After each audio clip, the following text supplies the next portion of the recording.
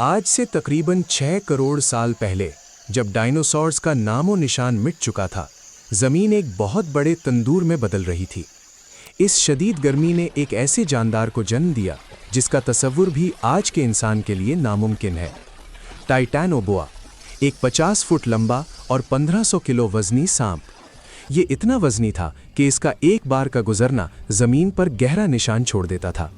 इसका जिस्म एक बड़ी स्कूल बस जितना लंबा और एक दरमियाने दर्जे के आदमी के कद जितना चौड़ा था। तसव्वुर करें एक ऐसे घने और गर्म जंगल का, जहां दरख्तों की ऊंचाई बादलों को छूती थी और वहां के दलदलों में ये देव हैकल सांप छुपा बैठा होता था। टाइटानोबोआ के लिए कोई भी जानदार महफूज नहीं था।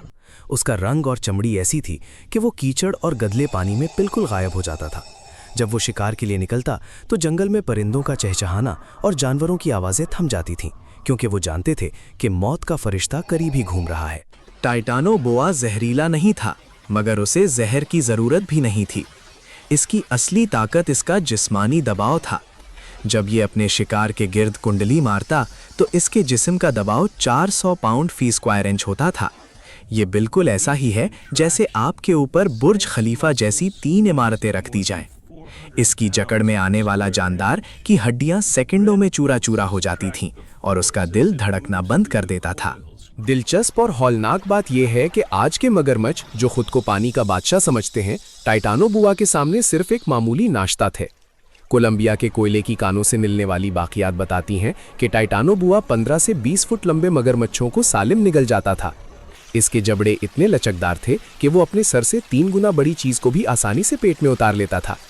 एक बार पेट भरने के बाद ये महीनों तक बगैर कुछ खाए पिए पड़ा रहता, मगर जब इसे दोबारा भूख लगती तो पूरा जंगल दोबारा दहशत की लपेट में आ जाता। टाइटानोबोआ का उरूज जमीन के दर्जा हरारत से जुड़ा था।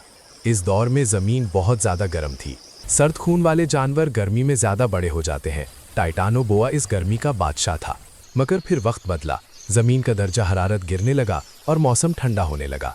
इतने बड़े जिस्म को बरकरार रखने के लिए टाइटानोबोआ को जिस हरारत और खुराक की ज़रूरत थी वो अब नापैद होने लगी। जैसे जैसे जंगल बदलते गए, टाइटानोबोआ की नस्ल कमज़ोर होती गई और आखिरकार ये अजीम दरिंदा हमेशा के लिए मिट्टी तले दफन हो गया। आज जब साइंसदान इसके मोहरे वर्टिब्रे निकालते हैं तो वो हैरान रह जाते हैं कि क्या वाकई इस ज़मीन पर कोई ऐसा जानदार भी रेंगता था जो हाथी जैसे जानवर को भी कुचलने की ताकत रखता था। अगरचे साइंस कहती है कि टाइटानोबोआ करोड़ों साल पहले ख़त्म हो गया, मगर अमेज़न के घने जंगलों में रहने वाले कबाइल आज भी याकू मामा नामी एक अजीम सांप की कहानियां सुनाते हैं जो 50 फुट से भी लंबा है। बहुत से मुहिमजो एक्सप्लोरर्स दावा करते हैं कि उन्होंने पानी की गहराइयों में ऐसे साए देखे हैं जो किसी आम एनाकोंडा के बस की बात नहीं। अमेज़न का बड़ा हिस्सा आज भी इंसान की पहुंच से दूर है और वहां के दलदल इतने गहरे हैं कि वो किसी भी राज को हमेशा के लिए छुपा सकते हैं। क्या ये मुमकिन है कि टाइटानोबोआ की नस्ल का कोई एक रुकन आज भी उन गुमनाम पानियों में तैर रहा हो? ये ख्याल ही किसी भी इंसान को इन जंगलों के करीब जाने से रोकने के लिए काफ़ी है कि लहरों के नीचे एक ऐसी कदीम बला मौजूद हो सकती है जिसने डायनासोर्स के बाद की दुनिया पर हुकूमत की थी। टाइटानोबोआ की दरियाफ्त किसी ड्राउनी फिल्म के सीन से कम नहीं थी। कोलंबिया की सेरेजॉन नामी कोयले की कान में, जो दुनिया की बड़ी कानों में से एक है, साइंसदानों को कुछ ऐसे मोहरे मिले जो किसी भी मालूम जानवर से मेल नहीं खाते थे।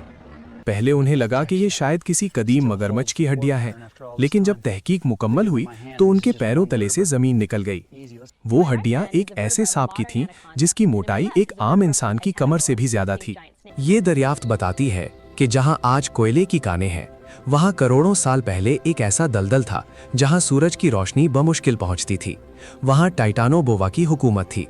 इस दरियाफ्त ने साइंसदानों को मजबूर कर दिया कि वो ज़मीन की तारीख को दोबारा लिखें, क्योंकि इससे पहले किसी ने सोचा भी नहीं था कि कोई रेंगने वाला जानदार रेप्टाइल इतना बड़ा और वजनी हो सकता है। अगर आज टाइटानोबोआ जिंदा होता तो इंसानी बस्तियां उसके लिए खुली बुफे होती। एक एनाकोंडा को एक इंसान निगलने में मुश्किल हो सकती है, लेकिन टाइटानोबोआ के लिए एक बालिग इंसान सिर्फ एक निवाला होता। वो अपनी ज़बान से हवा में मौजूद केमिकल्स को सूंघकर किलोमीटर दूर मौजूद शिकार की धड़कन महसूस कर लेता था। उसकी आंखें अंधेरे में भी हरारत, हीट को पहचान सकती थीं, जिसका मतलब है कि रात के अंधेरे में भी उससे बचना नामुमकिन था। साइंसदानों का मानना है कि टाइटानोबोआ की ताकत सिर्फ उसके जिस्म में नहीं बल्कि उसके सब्र में थी। वो हफ्तों तक एक ही जगह साकित पड़ा रहता था, बिल्कुल एक गिरे हुए पुराने तने की तरह। जब कोई बदकिस्मत जानदार पानी पीने के लिए करीब आता तो वो एक बिजली की रफ्तार से हमला करता। उसके हमले की रफ्तार इतनी तेज थी कि शिकार को ये सोचने का मौका भी नहीं मिलता था कि उसे किस चीज ने जकड़ा है। आजकल की बढ़ती हुई तपिश, ग्लोबल वार्मिंग ने साइंसदानों को एक नई फिक्र में डाल दिया है। चूंकि सांपों का साइज बराह रास्त दर्जा हरारत पर मुनहसर होता है, इसलिए कुछ माहिरीन का ख्याल है कि अगर ज़मीन का दर्जा हरारत इसी तरह बढ़ता रहा तो शायद आने वाले चंद हज़ार सालों में हम दोबारा टाइटानोबोआ जैसे देव हेकल सांपों को पैदा होते देखेंगे। कुदरत अपने शाहकार दोहराती है, और अगर हालात वैसे ही हो गए जैसे करोड़ों साल पहले थे तो इंसान को एक बार फिर ज़मीन के इन कदीम और खूनी शिकारियों का सामना करना पड़ सकता है।